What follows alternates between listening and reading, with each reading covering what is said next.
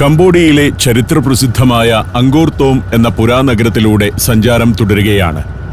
ഇന്ന് വനത്തിന് നടുവിലെ പുരാനഗരമാണിത്. സമ്പത്ത് എന്നാണ് ഈ ഡ്രൈവറുടെ പേര്. അങ്കോർ തോം വിക്ടറി ഗേറ്റിലേക്കാണ് ഇപ്പോൾ അടുക്കുന്നത്. അങ്കോർ തോം നഗരത്തിന്റെ വിജയ കവാടം. ഒരു കിടങ്ങിനു കുറുകെയുള്ള പാലം കടന്നു വേണം അതിലേക്ക് പോകാൻ. 4 ഭാഗത്തേക്കും ശിരസ്സുകൾ കൊത്തിവെച്ച ഗേറ്റ്. ഈ കവാടത്തിലൂടെ ബസ് കടന്നു പോകുമോ എന്ന് ദൂരെ നിന്ന് കാണുമ്പോൾ സംശയം വരും. കടന്നു പോകാൻ വേണ്ടിയാണ് മിനി ബസ് ഉപയോഗിക്കുന്നത്. ഞങ്ങൾ 40 പേരുടെ സംഘം 2 മിനി ബസ്സുകളിലായാണ് യാത്ര ചെയ്യുന്നത്. ഗേറ്റ് കടക്കുന്നതോടുകൂടി അങ്കോർ തോം എന്ന പുരാനഗരത്തിലേക്ക് എത്തുകയായി. പുരാനഗരം എന്ന് പറയുമ്പോഴും ഇപ്പോൾ ഇവിടെ വനം മാത്രമേ കാണുന്നുള്ളൂ. പണ്ട് ഇതിങ്ങനെയായിരുന്നില്ല. ഒരു സജീവ നഗരമായിരുന്നു. 10 ലക്ഷം ആളുകൾ വസിച്ചിരുന്ന നഗരമായിരുന്നു അത്. ഇന്ന് ആ നഗരത്തിലെ തടികൊണ്ടു പണിതിരുന്ന കെട്ടിടങ്ങളെല്ലാം തകർന്നു പോയിരിക്കുന്നു. ശിലകൊണ്ടു പണിത ക്ഷേത്രങ്ങളും കോട്ടമതിലും പടിപ്പുരയും ഒക്കെ പോലുള്ള നിർമ്മിതികളും മാത്രം അവശേഷിക്കുന്നു. ഇപ്പോൾ നേരെ മുന്നിൽ ഒരു മതിൽക്കെട്ട് കാണാം. അത് എലിഫന്റ് ടെറസ് എന്നാണ് അറിയപ്പെടുന്നത്. രാജാവ് ആനപ്പുറത്ത് കയറാൻ വേണ്ടി ആനയെ ചേർത്തു നിർത്തിയിരുന്ന സ്ഥലം. തകർന്നടിഞ്ഞ കുറേയേറെ ക്ഷേത്രങ്ങളുടെയും കെട്ടിടങ്ങളുടെയും കൊട്ടാരങ്ങളുടെയും എല്ലാം അവശേഷിപ്പുകൾ ഈ വനത്തിലൂടെ സഞ്ചരിക്കുമ്പോൾ നിരന്തരം കാണാം. ലഭ്യമായ കല്ലുകളെല്ലാം ആ കെട്ടിടങ്ങൾ നിന്ന സ്ഥാനത്ത് തന്നെ പുരാവസ്തു ഗവേഷകർ പെറുക്കിക്കൂട്ടി വെച്ചിരിക്കുകയാണ്. ഇവിടുത്തെ ബയോൺ ക്ഷേത്രമാണ് ആ കാണുന്നത്. ബയോൺ ക്ഷേത്രത്തിന് അനുബന്ധമായിട്ടായിരുന്നു ഇവിടുത്തെ കൊട്ടാരം. അങ്കോർ തോം നഗരത്തിൽ ഇപ്പോൾ കാര്യമായി അവശേഷിക്കുന്നതും ബയോൺ ക്ഷേത്രം തന്നെ. അതിൻ്റെയും തകർന്ന കൽപ്പാളികൾ അടുക്കി വെച്ചിരിക്കുന്നു. പുതിയ കാലത്ത് ചില ബുദ്ധവിഗ്രഹങ്ങൾക്ക് മേൽക്കൂര പണിത് സംരക്ഷിക്കുന്നുണ്ട്. തകർന്നുപോയ നിരവധി ക്ഷേത്രങ്ങളുടെ തറകൾ, എടുപ്പുകൾ, പിന്നെ പുതിയ കാലത്ത് മരം കൊണ്ടു പണിത ചില സുവനീർ ഷോപ്പുകളും മറ്റും. പക്ഷേ വനത്തിലെവിടെയും കാണുന്നത് ചിതറിക്കിടക്കുന്ന ശിലാഖണ്ഡങ്ങളാണ്. എത്ര സുന്ദരവും വിപുലവുമായ നഗരമാണ് ഇവിടെ ഉണ്ടായിരുന്നതെന്ന് അവശേഷിക്കുന്ന കൽനിർമ്മിതികൾ വ്യക്തമാക്കി തരുന്നുണ്ട്. ഇപ്പോൾ ബസ് നഗരത്തിന് പുറത്തേക്ക് ഇറങ്ങാനുള്ള കവാടത്തിലേക്ക് എത്തിയിരിക്കുന്നു. നഗരത്തിലേക്ക് പ്രവേശിക്കാൻ 4 വശത്തും ഇത്തരം കവാടങ്ങൾ ഉണ്ടായിരുന്നു. കോട്ടമതിലിന്റെ ഭാഗമാണത്. കഷ്ടിച്ചാണ് ബസ്സിനെ കവാടം കടത്തുന്നത്. ഡ്രൈവറുടെ മികവ് അതിൽ കാണാം. കവാടം കടക്കുന്നതോടെ ഒരു വലിയ കിടങ്ങ് കാണുന്നു. നദി പോലെ കിടക്കുന്ന ഈ കിടങ്ങാണ് അങ്കോർ തോം നഗരത്തെ പുറം ലോകവുമായി വേർതിരിച്ചിരുന്നത്. അതിന് കുറുകെയുള്ള പാലം കടന്നു വേണം നമ്മൾ നഗരത്തിന് പുറത്തേക്കും അകത്തേക്കുമൊക്കെ പോകാൻ. ഇപ്പോൾ ബസ് സിയം റീപ്പ് നഗരത്തിലേക്കെത്തി. നിരവധിയായ ഹോട്ടലുകളാണ് ഇവിടെ കാണുന്നത്. ഇതിവിടുത്തെ അങ്കോർ സെഞ്ച്വറി ഹോട്ടലാണ്. അത് പിന്നിട്ട് നഗരത്തിന്റെ പുതിയ ഭാഗങ്ങളിലൂടെ തന്നെയാണ് യാത്ര. ആധുനിക കാലത്ത് ടൂറിസത്തിലൂടെ മാത്രം വളർന്ന ഒരു നഗരമാണിത്. കഴിഞ്ഞ 10-15 വർഷം കൊണ്ടാണ് ഈ നഗരം ഈ മട്ടിലൊക്കെ വളർന്നത്. അമ്പരചുംബികളൊന്നുമില്ല. വലിയ കെട്ടിടങ്ങൾ എന്ന് പറയാവുന്നത് അടുത്ത കാലത്ത് ഉയർന്നു വന്ന ഹോട്ടലുകളും റിസോർട്ടുകളും മാത്രമാണ്. നഗരത്തിലെ സാധാരണക്കാരും ടൂറിസ്റ്റുകളും ബാക്ക് പാക്കേഴ്സുമൊക്കെ അലഞ്ഞു തിരിഞ്ഞു നടക്കുന്ന തെരുവുകൾ. ഇതിവിടുത്തെ പാർക്ക് ഹയത്ത് സിയം റീപ്പ് എന്ന ഹോട്ടലാണ്. വലിയൊരു ഹോട്ടലാണ്, സ്റ്റാർ ഹോട്ടൽ. അത്തരത്തിൽ നിരവധി ഹോട്ടലുകളും റിസോർട്ടുകളും ഇപ്പോൾ സിയം റീപ്പിൽ ഉയർന്നു വന്നിട്ടുണ്ട്. അവിടെയൊക്കെ സീസണാകുമ്പോഴേക്കും ടൂറിസ്റ്റുകൾ നിറഞ്ഞു കവിയും. എല്ലാ സീസണുകളിലും ഇവിടെ ടൂറിസ്റ്റുകൾ എത്തുന്നുണ്ട്. 27 ലക്ഷം ടൂറിസ്റ്റുകൾ ഓരോ വർഷവും ഈ നഗരം സന്ദർശിക്കുന്നുണ്ടെന്നാണ് ഏകദേശ കണക്ക്. ഇൻഡിഗോ ഉൾപ്പെടെയുള്ള എയർലൈനുകൾ ഇന്ത്യയിൽ നിന്നും സിയം റീപ്പിലേക്ക് സർവീസ് നടത്തുന്നുണ്ട്. ഇടതുവശത്ത് കാണുന്നത് ഇവിടുത്തെ കൗളൻ ഹോട്ടലാണ്. വലിയൊരു ഹോട്ടലാണത്. കംബോഡിയയുടെ തലസ്ഥാനം നോം പെൻ എന്ന സിറ്റിയാണെങ്കിലും അവിടേക്ക് അധികം ടൂറിസ്റ്റുകൾ പോകാറില്ല. സിയം റീപ്പ് അങ്കോർ ആണ് ഈ രാജ്യത്തെ തന്നെ പ്രശസ്തമായ എയർപോർട്ട്. ഇവിടെ ഡൊമിനോസ് പിസ്സ തുടങ്ങിയ വെസ്റ്റേൺ ഫുഡിന്റെ സ്ഥാപനങ്ങൾ, സ്റ്റാർബക്സ് പോലുള്ള കോഫി ഷോപ്പുകൾ എന്നിവയെല്ലാമുണ്ട്. ടൂറിസ്റ്റുകളുടെ നഗരമാണ് ഇന്ന് സിയം റീപ്പ്. അതിവേഗം വളരുന്ന ഒരു നഗരം. ഇതെല്ലാം ടൂറിസത്തിനു വേണ്ടിയുള്ള ഹോട്ടലുകളാണ്. നിരവധി ഹോട്ടലുകളും റിസോർട്ടുകളും. കോവിഡ് മഹാമാരി ആരംഭിച്ച 2019 2 ദശലക്ഷം വിദേശ ടൂറിസ്റ്റുകൾ സിയം റീപ്പിൽ എത്തിയിരുന്നു. കോവിഡിന് ശേഷവും ഈ നഗരത്തിൽ ടൂറിസത്തിന് വലിയ കുതിപ്പുണ്ടായിട്ടുണ്ട്. ലാൻഡ്സ്കേപ്പ് ചെയ്തൊരുക്കിയ ഭാഗങ്ങൾ. ഇക്കാണുന്നത് ഇവിടുത്തെ റാഫിൾസ് ഗ്രാൻഡ് ഹോട്ടലാണ്. ഇവിടുത്തെ ഏറ്റവും ആദ്യത്തെ സ്റ്റാർ ഹോട്ടൽ. 1932 ഹോട്ടലിന്റെ ഉദ്ഘാടനം. ഫ്രഞ്ചുകാർ പണിത വമ്പൻ ഹോട്ടലാണ്. അത് കഴിയുമ്പോൾ ഇവിടുത്തെ മാർക്കറ്റായി. അങ്കോർ മാർക്കറ്റ് എന്നാണ് അത് അറിയപ്പെടുന്നത്. മാർക്കറ്റിനോട് ചേർന്നും നിരവധി ഹോട്ടലുകൾ. അടുത്തതായി ഇടതുവശത്ത് കാണുന്നത് അങ്കോർ നാഷണൽ മ്യൂസിയമാണ്. അതൊക്കെ മനോഹരമായി ഒരുക്കി വെച്ചിട്ടുണ്ട്. ഇത് താര അങ്കോർ എന്ന ഹോട്ടലാണ്. അത് കഴിയുമ്പോൾ റീജൻസി അങ്കോർ ഹോട്ടൽ. 4 സ്റ്റാർ ഹോട്ടലാണ് റീജൻസി അങ്കോർ. വീണ്ടും മുന്നോട്ടു പോകുമ്പോൾ ഈ കാണുന്നത് സുവനീർ ഷോപ്പുകൾ ഉണ്ടായിരുന്ന ഒരു കെട്ടിടമാണ്. പക്ഷേ കോവിഡിന് ശേഷം അത് അടച്ചുപൂട്ടിപ്പോയി. സിയം റീപ്പ് നഗരത്തിന്റെ പ്രധാന ഭാഗങ്ങളാണിതൊക്കെ. 3 നിലയുള്ള കെട്ടിടങ്ങളെല്ലാമാണ് കൂടുതലും. അത് കടന്ന് ബസ് ഞങ്ങൾ താമസിക്കുന്ന ഹോട്ടലിലേക്കെത്തി. സോമാദേവി അങ്കോർ റിസോർട്ട് ആൻഡ് ഹോട്ടൽ. ഇവിടുത്തെ വലിയൊരു ഹോട്ടലാണിത്. നേരം 6 മണിയായിട്ടുണ്ട്. ഹോട്ടലിൽ ഒന്ന് കയറി കുളിച്ച് ഫ്രഷായ ശേഷം അത്താഴത്തിനായി ഞങ്ങൾ മറ്റൊരു സ്ഥലത്തേക്കെത്തി. മോറാക്കോട്ട് അങ്കോർ എന്നൊരു കൾച്ചറൽ സെന്ററാണിത്. അവിടേക്ക് കയറി ചെല്ലുമ്പോൾ ചെണ്ടവാദ്യങ്ങളുമായി സ്വീകരിക്കുന്നു. ഡിന്നർ വിത്ത് കൾച്ചറൽ ഷോയാണ് ഇന്ന് വൈകിട്ടത്തെ പരിപാടി. സംഘത്തിലെ എല്ലാവരുമുണ്ട്. വലിയൊരു ബാങ്കറ്റ് ഹാളാണ്. അവിടെ ഒരു ഭാഗത്ത് ഞങ്ങൾ 40 പേർക്ക് സീറ്റുകൾ റിസർവ് ചെയ്തിട്ടുണ്ട്. ബുഫേ ഭക്ഷണമെടുക്കാം. അതൊരു ഭാഗത്ത് നിരത്തി വെച്ചിട്ടുണ്ട്. തനി കംബോഡിയൻ വിഭവങ്ങളും കോണ്ടിനെന്റൽ വിഭവങ്ങളും എല്ലാം കൂടി ഒരു മിശ്രണമാണ്. പല കൗണ്ടറുകളിലായി ധാരാളം വിഭവങ്ങൾ. ഞാൻ ഈ ഷൂട്ട് ചെയ്യുന്നത് ഏതാണ്ട് സദ്യ കഴിഞ്ഞ സമയത്താണ്. സ്റ്റേജിൽ വാദ്യക്കാർ കലാപരിപാടികൾ ആരംഭിച്ചു. കംബോഡിയക്കാരുടെ തനത് കലാരൂപങ്ങളാണ് അവതരിപ്പിക്കുന്നത്. ഏതാണ്ട് 1.5 മണിക്കൂർ നീളുന്ന കലാപരിപാടികളാണ്. സ്റ്റേജിൽ കലാകാരന്മാരെത്തി. പഴയ രാജാപാട്ട് ശൈലിയിൽ കിരീടമൊക്കെയായി ആകെ വർണ്ണാഭമായ വേഷവിധാനം. പലരുടെയും ശ്രദ്ധ ഭക്ഷണത്തിൽ നിന്നു മാറി. എല്ലാവരും കലാപരിപാടികളിലേക്ക് തിരിഞ്ഞു.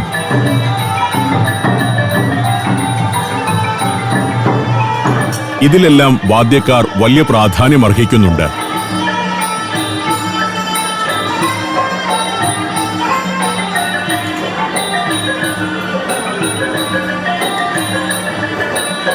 കൃഷിയിറക്കൽ, കൊയ്ത്ത്, ഉത്സവം എന്നിവയൊക്കെ ഇതിൽ വിഷയങ്ങളാകുന്നു.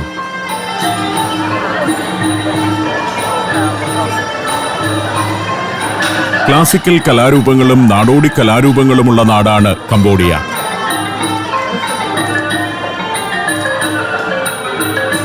കാർഷികോത്സവങ്ങളിലും വിവാഹം തുടങ്ങിയ ചടങ്ങുകളിലുമൊക്കെ ഇതുപോലുള്ള നാടോടി നൃത്തങ്ങളാണ് കൂടുതലായി അവതരിപ്പിക്കുക.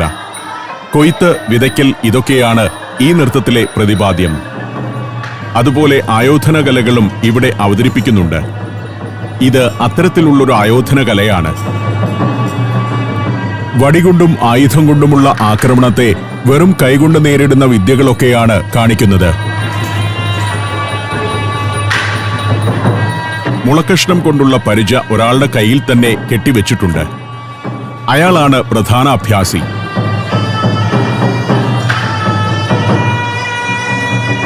ബോക്കറ്റോർ എന്ന അഭ്യാസമാണിത്. കംബോഡിയയിൽ ഇന്ന് നിലനിൽക്കുന്ന ഏറ്റവും പ്രാചീനമായ ആയോധന കല. നമ്മുടെ കളരിപ്പയറ്റ് പോലെ തന്നെ ഇവരുടെ ഒരു ആയോധന കലാരൂപമാണിത്. മൃഗചലനങ്ങളുടെ അനുകരണത്തിലൂടെയാണ് ബോക്കറ്റോർ രൂപപ്പെട്ടതെന്നാണ് ചരിത്രം.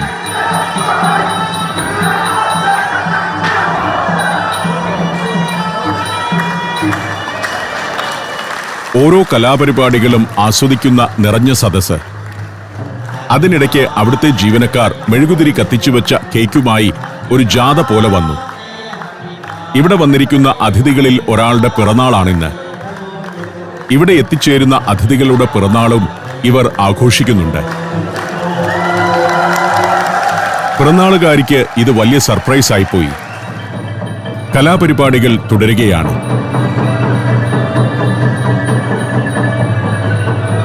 നർത്തകരുടെ ചലനങ്ങളെക്കാൾ വേഷവിധാനമാണ് മനോഹരം.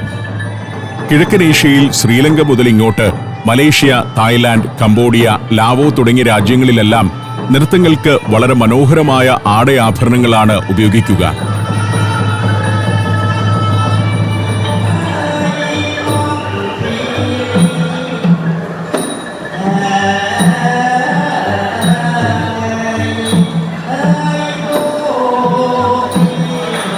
ഇതൊരുതരം മയൂര നൃത്തമാണ്. ഇവിടെ ഇത് റോബം ngork പൈലിൻ എന്നറിയപ്പെടുന്നു.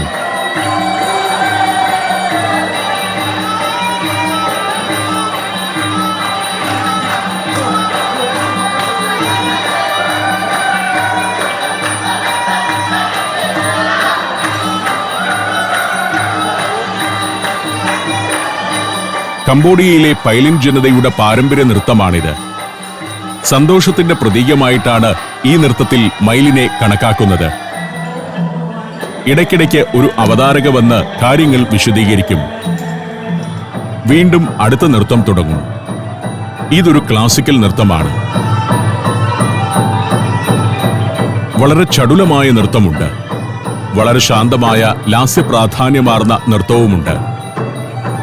ഞങ്ങളെല്ലാം അതങ്ങനെ ആസ്വദിച്ചിരുന്നു.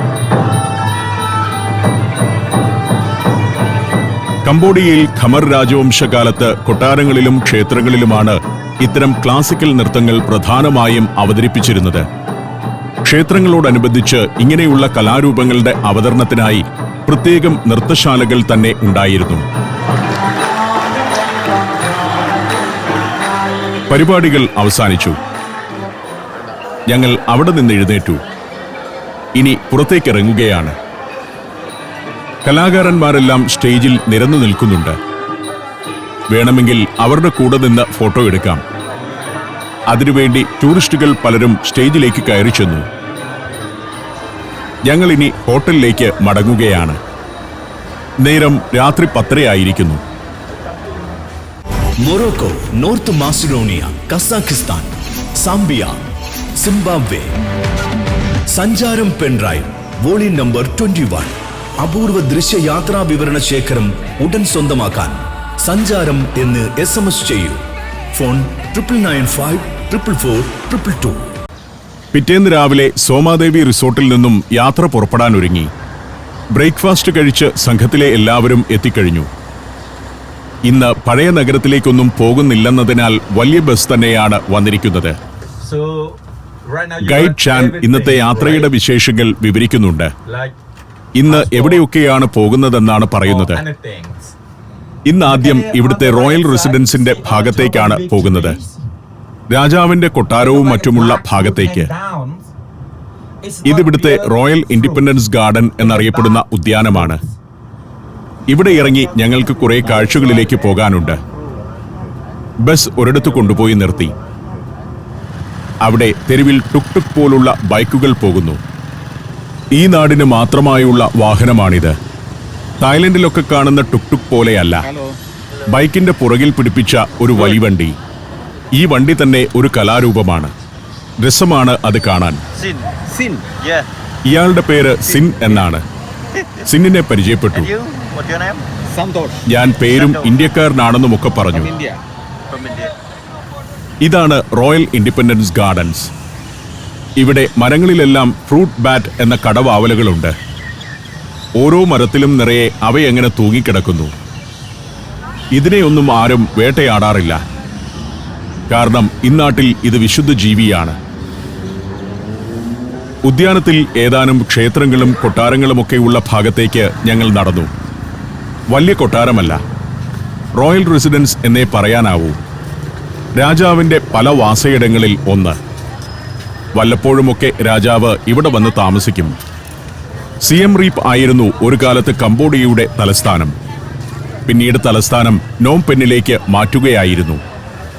കയറി ചെല്ലുമ്പോൾ ചെറിയ ഷ്രൈനുകൾ കാണാം. ബുദ്ധഭഗവാന്റെ പ്രതിമകൾ വെച്ച് പൂജിക്കുന്ന ചെറു കോവിലുകൾ. രാവിലെ പൂജയും പ്രാർത്ഥനയുമൊക്കെ നടക്കുന്നുണ്ട്. സാമ്പ്രാണി കത്തിച്ചുവെച്ച് പ്രാർത്ഥിക്കുന്നു ചിലർ. വഴിപാടുകൾ അർപ്പിക്കുന്നു. പൂത്താലങ്ങൾ സമർപ്പിക്കുന്നു. സാമ്പ്രാണി കത്തിച്ചുള്ള പ്രാർത്ഥന ഇത്തരം നാടുകളിൽ എവിടെ ചെല്ലുമ്പോഴും കാണാം. സാമ്പ്രാണിയുടെ സുഗന്ധമാണ് ഈ പരിസരമാകെ.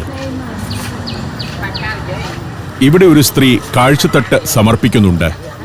കുടുംബസമേതമാണ് വന്നിരിക്കുന്നത്. സാമ്പ്രാണി കത്തിച്ച ശേഷം എന്തോ ഒരു സാധനം വഴിപാടായി അവിടെ വയ്ക്കുന്നു. ഇതാണ് നിവേദ്യം. ഒരു കോഴി. പപ്പും തൂവലുമൊക്കെ നീക്കി ചുട്ടതോ വറുത്തതോ ആയ കോഴിയാണ്. അത് ബുദ്ധഭഗവാന് നേദിക്കുന്നു. ചുണ്ടു ചുവപ്പിച്ച ബുദ്ധൻ അതൊക്കെ കണ്ട് സംതൃപ്തനായിരിക്കുകയാണ്. ആളുകൾ ഇങ്ങനെ വന്ന് പ്രാർത്ഥിച്ചുകൊണ്ടിരിക്കും. ഇവിടെ രാവിലെയുള്ള കാഴ്ച ഇതൊക്കെ തന്നെയാണ്. ഏതു പ്രാർത്ഥനയ്ക്കും സാമ്പ്രാണി നിർബന്ധമാണ്. താമരപ്പൂവും. അടുത്തു തന്നെ ഇവിടുത്തെ പ്രധാനപ്പെട്ട മറ്റൊരു ഷ്രൈനുണ്ട്. പ്രിയ ആങ് ചെക് പ്രിയ ആങ് ചോം ഷ്രൈൻ എന്നാണ് അതിൻ്റെ പേര്. 1982 നിർമ്മിച്ച കോവിലാണിത്. പ്രിയ ആങ് ചെക് പ്രിയ ആങ് ചോം എന്നിവ വ്യത്യസ്ത വലിപ്പമുള്ള 2 ബുദ്ധപ്രതിമകളാണ്. അങ്കോർ തോമിലെ വനത്തിനുള്ളിൽ നിന്ന് 1950കളിൽ കണ്ടെടുത്തതാണത്. തുടർന്ന് ഒരു താൽക്കാലിക കോവിലുണ്ടാക്കി ജനങ്ങൾ ഈ പ്രതിമകളെ ആരാധിച്ചു തുടങ്ങി. പോൾപോട്ടിന്റെ ഭീകരഭരണകാലത്ത് ഖമർ റൂഷ് സൈന്യം ഈ വിഗ്രഹങ്ങളെടുത്ത് കുളത്തിലെറിഞ്ഞിരുന്നു. 10 വർഷത്തിനു ശേഷമാണ് അത് വീണ്ടെടുത്ത് ഇവിടെ ഒരു കോവിലിൽ പ്രതിഷ്ഠിച്ചത്. രാജകൊട്ടാരത്തിന്റെ ഉദ്യാനത്തിനകത്താണ് ഈ ഷ്രൈൻ. ഭക്തരും ടൂറിസ്റ്റുകളും എത്തുന്ന കോവിൽ. ആളുകൾ വന്ന് സാമ്പ്രാണിത്തിരി കത്തിച്ചു വയ്ക്കുന്ന മണൽ നിറച്ച ഒരു വലിയ തൊട്ടിയുണ്ട് ഇവിടെ. എല്ലാ ബുദ്ധക്ഷേത്രങ്ങളിലും ഇത് കാണാം. ഭക്തർ എപ്പോഴും അതിൽ കുറെ സാമ്പ്രാണിത്തിരികൾ കത്തിച്ചു വെച്ചിട്ടുണ്ടാകും. ഞങ്ങളുടെ സംഘവും ക്ഷേത്രത്തിൽ കയറി. ചിലർ വഴിപാട് സമർപ്പിച്ചു, ചിലർ പ്രാർത്ഥിച്ചു. ദ്വാരപാലകന്മാരുടെ പ്രതിമകളൊക്കെയുണ്ട് കോവിലിനു മുന്നിൽ. ഇവിടെ ഒരു സ്ത്രീ കുറെ പക്ഷികളുമായി വന്നിരിക്കുന്നുണ്ട്. പണം കൊടുത്ത് ഈ പക്ഷികളെ വാങ്ങി നമുക്ക് തുറന്നുവിടാം. അതിവിടുത്തെ ഒരു വഴിപാടാണ്. പക്ഷികൾക്ക് സ്വാതന്ത്ര്യം കൊടുക്കുന്നത് വലിയൊരു പുണ്യപ്രവൃത്തിയാണെന്ന് സാരം. എന്നാൽ സ്വാതന്ത്ര്യം കൊടുക്കാൻ വേണ്ടി പക്ഷികളെ കൂട്ടിലിട്ട് വളർത്തി അവരെ അസ്വാതന്ത്ര്യം അനുഭവിപ്പിക്കുന്നു എന്നത് വേറെ കാര്യം. വളരെ മനോഹരമായ ഒരു ഉദ്യാനമാണ് കൊട്ടാരത്തിന് മുന്നിൽ. പ്രിയ ആങ് ചെക് പ്രിയ ആങ് ചോം കോവിലാണ് ആ കാണുന്നത്. അതിൻ്റെയും കൊട്ടാരത്തിൻ്റെയും മുന്നിലായിട്ടാണ് ഉദ്യാനം. നടന്നു ചെല്ലുമ്പോൾ കൊട്ടാരമെന്ന നമ്മുടെ സങ്കല്പങ്ങളെയെല്ലാം മായ്ച്ചു കളയുന്ന ചെറിയൊരു വീട്. നമ്മുടെ നാട്ടിൻ പുറത്തെ ഒരു സാധാരണക്കാരൻ്റെ വീട് പോലെയുണ്ട്. മനോഹരമായ ഒരു ഉദ്യാനത്തിനകത്താണ് ഇതെന്ന് മാത്രം. ഇതാണ് രാജാവിൻ്റെ ഒരു വസതി. രാജാവ് സിയം റീപ്പ് സന്ദർശിക്കുന്ന വേളയിൽ അദ്ദേഹത്തിൻ്റെ ഔദ്യോഗിക വസതിയായിരിക്കും ഈ വില്ല. 1904 ഫ്രഞ്ചുകാർ പണിത കെട്ടിടമാണ്. കംബോഡിയയുടെ സ്വാതന്ത്ര്യത്തിനു വേണ്ടി നൊരോദം സിഹാനൂക്ക് എന്ന രാജാവ് ഈ വീട്ടിൽ താമസിച്ചുകൊണ്ടാണ് ഫ്രഞ്ചുകാരുമായി വിലപേശലുകൾ നടത്തിയത്. നരോദം സിഹാമണിയാണ് ഇപ്പോൾ കംബോഡിയയുടെ രാജാവ്. അദ്ദേഹത്തിന്റെ പിതാവായിരുന്നു നെരോദം സിഹാനൂക്ക്. കംബോഡിയയുടെ ചരിത്രത്തിലെ ഏറ്റവും ജനകീയനായ ഭരണാധികാരിയായിരുന്നു അദ്ദേഹം. കംബോഡിയയുടെ പ്രസിഡന്റായും പ്രധാനമന്ത്രിയായുമെല്ലാം അദ്ദേഹം പ്രവർത്തിച്ചിട്ടുണ്ട്. 1884 മുതൽ ഫ്രഞ്ചുകാരുടെ കോളനിയായിരുന്നു കംബോഡിയ. അക്കാലത്തും ഇവിടെ രാജാക്കന്മാർ ഉണ്ടായിരുന്നെങ്കിലും അവർക്ക് വലിയ സ്ഥാനമൊന്നും ഉണ്ടായിരുന്നില്ല. നൊരോദം സിഹാനൂക്കിന് 19 വയസ്സുള്ളപ്പോൾ അദ്ദേഹത്തെ രാജാവാക്കിയത് ഫ്രഞ്ചുകാരായിരുന്നു. എന്നാൽ ഫ്രഞ്ച് താൽപ്പര്യങ്ങൾക്ക് വഴങ്ങുന്നവനായിരുന്നില്ല സിഹാനൂക്ക്. കംബോഡിയയുടെ സ്വാതന്ത്ര്യത്തിന്റെ പിതാവ് സിഹാനൂക്കായിരുന്നു. 1954 രാജ്യം സ്വതന്ത്രമായി. തൊട്ടടുത്ത വർഷം സിംഹാസനം തന്റെ പിതാവിനെ ഏൽപ്പിച്ച് നൊരോദം സിഹാനൂക്ക് പാർലമെന്റ് തെരഞ്ഞെടുപ്പിൽ മത്സരിച്ച് പ്രധാനമന്ത്രിയായി. പിന്നീട് ഖമർ റൂഷ് എന്ന കമ്മ്യൂണിസ്റ്റ് സംഘടന ഭരണം പിടിച്ചപ്പോൾ സിഹാനൂക്ക് തടവിലായി. ഖമർ റൂഷിന്റെ പതനത്തോടെ സിഹാനൂക്ക് ചൈനയിലേക്ക് പോയി അവിടെ ജീവിച്ചു. 1993 അദ്ദേഹത്തെ തിരികെ കൊണ്ടുവന്ന് ഇവിടെ രാജാവാക്കി. 2004 വരെ അദ്ദേഹമായിരുന്നു കംബോഡിയയുടെ രാജാവ്. ഇന്ത്യയുടെ പ്രഥമ പ്രധാനമന്ത്രി ജവഹർലാൽ നെഹ്റുവിന്റെ സുഹൃത്തായിരുന്നു അദ്ദേഹം. സിഹാനൂക്കിന്റെ ഇഷ്ടവാസയിടമായിരുന്നു ഇവിടെ സിയം റീപ്പിലുള്ള റോയൽ റെസിഡൻസ്. കംബോഡിയയിൽ 4 വർഷം നീണ്ട പോൾപോട്ടിന്റെ ഭരണം അവസാനിപ്പിച്ച വിയറ്റ്നാം സൈന്യം ഈ രാജ്യത്തിന്റെ ഭരണം പിടിച്ചിരുന്നു. അതോടെ നെരോദം സിഹാനൂക്ക് ചൈനയിലേക്ക് പോയി. വിയറ്റ്നാമീസ് സൈന്യം രാജ്യത്തു നിന്നും പിൻവാങ്ങിയതോടെ അദ്ദേഹം തിരിച്ചെത്തി. 1993 വീണ്ടും രാജാവായി. 11 വർഷം ഭരണം നടത്തി. 2004 മകൻ നെരോദം സിഹാമണിക്ക് അധികാരം ഒഴിഞ്ഞുകൊടുത്തു. 2012 ബെയ്ജിങ്ങിൽ ചികിത്സയിൽ ഇരിക്കെയാണ് സിഹാനൂക്ക് മരിച്ചത്. നേരത്തെ കണ്ട റാഫിൾസ് ഗ്രാൻഡ് ഹോട്ടൽ ഡി അങ്കോറാണിത്. സിയം റീപ്പിലെ ഏറ്റവും പഴയ ഹോട്ടലാണിത്. ഫ്രഞ്ചുകാർ പണിത ഹോട്ടൽ. സിയം റീപ്പിലേക്ക് യൂറോപ്പിൽ നിന്നും വന്നുകൊണ്ടിരുന്ന പര്യവേക്ഷകരെയും ടൂറിസ്റ്റുകളെയും സ്വീകരിക്കാൻ പണിത ഹോട്ടൽ. അടുത്ത കാഴ്ചകളിലേക്ക് ബസ്സിൽ കയറി യാത്ര തുടർന്നു. കൊട്ടാരത്തിന്റെ മതിൽക്കെട്ടിന് പുറത്തുകൂടിയാണ് പോകുന്നത്. ചെറിയൊരു കൊട്ടാരം. ലോകത്ത് ഇത്രയും ചെറിയൊരു റോയൽ റെസിഡൻസ് അധികമുണ്ടാവില്ല. അവിടവും പിന്നിട്ട് അടുത്ത കാഴ്ചകളിലേക്ക് സഞ്ചാരം തുടർന്നു.